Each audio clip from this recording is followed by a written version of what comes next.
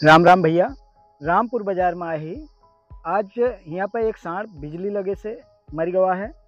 और ये पोल जो सामने देखा था यही पोल में करंट उतरे की वजह से यह सांड का बिजली लगी और ये सांड यहीं पर तड़प तड़प के मर गया।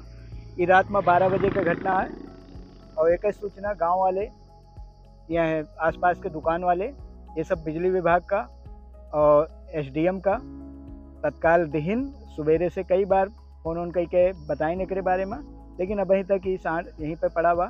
ऐसे यहाँ पीछे दुकान उकान जो देखा थी ये सब दुकान वाले बेचारे दुकान नहीं खोल पाता है।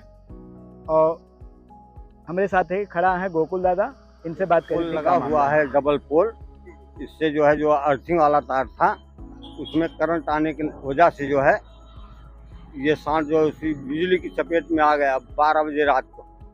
और इतना तेज इसकी आवाज़ थी, बाँ बाँ करके मरा।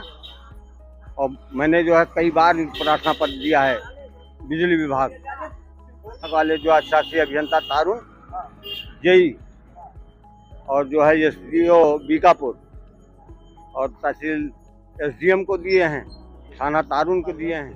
तो उन्होंने कहा आधे घंटे में हट सकता है, 11 बजे तक हटवा देंगे। फोन भी किए, अभी तक कोई नहीं आया।